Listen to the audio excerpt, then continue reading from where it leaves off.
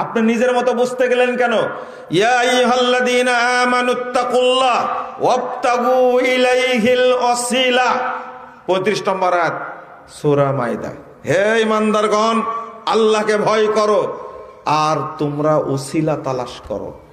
বলছে এই দেখেন, আল্লাহ বলছেন পীর না ধরলে কোনো উপায় নাই। ওরে হারামখোর, কত বড় শয়তান রে ভাই! এই আয়াত পড়ে বলছে আল্লাহ পীর ধরতে বলেছে, আর বলছে জজ এমন একজন মানুষ যার কাছে যেতে হলেও কি লাগে? উকিল লাগে, মোহরি লাগে, তাই না?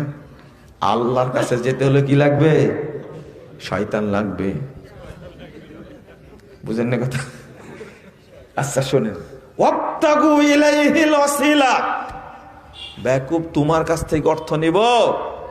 সাহাবা কেরাম বলছেন, তাফসির গ্রন্থ খুলুন, হাদিস গ্রন্থ খুলুন, ওসিলাটা মানে কি? আই তাকাররাবু ইলাইহি বিতাআতিহি, আল্লাহর আনুগত্যের মাধ্যমে তার সন্তুষ্টি অর্জন করো। ওয়াল আমালি বিমা ইউরদিহি, ওই আমলের মাধ্যমে যে আমল তাকে সন্তুষ্ট করবে। পীর কইরে ভাই এখানে আছে? এখানে পীর কি করতে হবে? ওসিলা মানে কি হলো তাহলে? আল্লাহর আনুগত্য করে কি করতে হবে? তার নৈকট্য হাসিল করতে হবে, আর ওই আমল করতে হবে যে আমল করলে আল্লাহ কি হবেন? সন্তুষ্ট হবেন।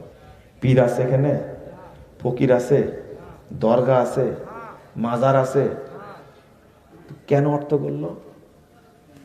শোনেন, জটিল কথা হাদিস পড়েও নিজের মতো বোঝা যাবে না।